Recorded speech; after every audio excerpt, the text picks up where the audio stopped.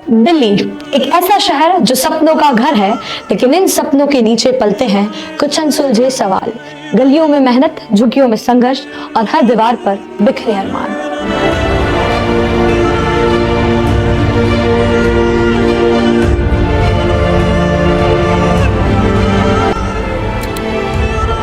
ये दिल्ली हर दिल की धड़कन है, लेकिन आज इस धड़कन के साथ एक बड़ा सवाल जुड़ा हुआ है।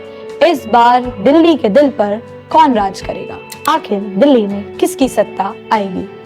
दिल्ली की झुग्गियां, जहां 15 लाख से ज्यादा लोग हर दिन एक नई उम्मीद के साथ जीते हैं, लेकिन अब यही झुग्गियां चुनावी राजनीति का सबसे बड़ा अखाड़ा बन गई है।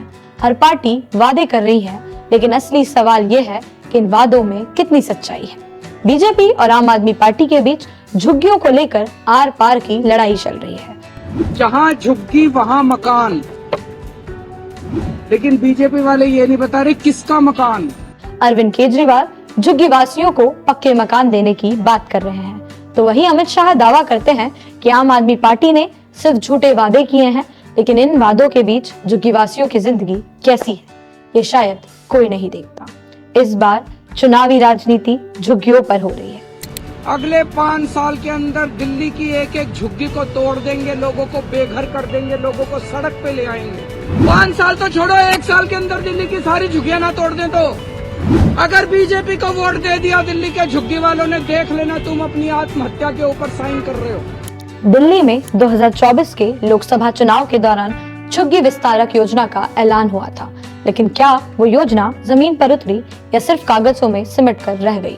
आम आदमी पार्टी की इन C2 पूर्ण विकास योजना के तहत 68,000 परिवारों को मकान मिलने थे, उनमें से सिर्फ 2,000 को मकान मिले। तो क्या यहाँ पूर्ण विकास केवल एक प्रचार है? आइए एक बार बस्ती की स्थिति देखते हैं, जहाँ हर दीवार से पानी टपकता है, जहाँ सपनों की बुनियाद कमजोर है, वहाँ राजनीति के दावे सबसे मजबूत होते हैं। बीजेपी ने आरोप लगाया है कि आम आदमी पार्टी ने राजीव आवास योजना के तहत 50,000 फ्लैट खाली छोड़ दिए हैं। अगर ये फ्लैट खाली पड़े हैं तो झुग्गी वासियों को क्यों नहीं दिए गए? और इन झुग्गियों में रहने वालों के लिए ना तो पक्की छत है, ना साफ पानी और ना ही कोई सुरक्षा। लेकिन चुनावी वादों में ये सबसे बड़ा मुद्दा बन गए हैं। क्या चुनाव के बाद कोई इनकी परवाह करेगा, या जिस भी पार्टी की सरकार बनेगी वो मुड़कर इन लोगों को देखेगी? क्या लोग इन्हें अपना पाएंगे, या जो नेता इनके बीच आएगा वो कभी इन्हें दोबारा देखने जाएगा? तो दिल्ली एक ऐसा शहर है जो हर बार कुछ नया चुनता है, कभी नेताओं के वादे तो कभी जनताओं की उम्मीद। इस बार चुनावी हवा में बदलाव की महक है। लोग कह रहे हैं कि चुनाव सिर्फ वोट नहीं है, बल्कि उनकी पहचान है, उनकी समस्याओं के लिए, उनके सपनों के लिए एक नई उम्मीद है। पर सवाल तो ये है कि क्या इस चुनाव के बाद झुग्गीवासियों की जिंदगी में वाकई सुधार आएगा? क्या दिल्ली की सड़क पर हर कदम मजबूत होगा? और क्या हमारी राजधानी को वो नेतृत्व मिलेगा जो सच्चे बदलाव का वादा निभा सके? दिल्ली में लगभग 1,55,00,000 मतदाता है, जिनमें से 25 लाख युवा है। 13,000 से ज्यादा मतदान केंद्रों पर जनता तय करेगी कि सत्ता का रुख किस ओर जाएगा।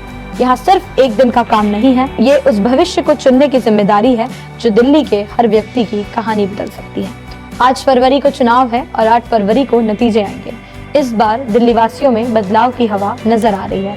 देखते हैं बदलाव का रुख किस ओर जाता है। और देखना तो ये भी है कि इस चुनाव के बाद जो भी पार्टी सत्ता में आती है, क्या वो सच में अपने वादों पर खरी उतरेगी, या हर बार की तरह इन झुग्गी के लोगों को वही समस्याओं का सामना करना पड़ेगा? फिलहाल के लिए इतना ही। मैं सलोनी विदा लेती हूँ। आप देखते रहिए TFC मीडिया।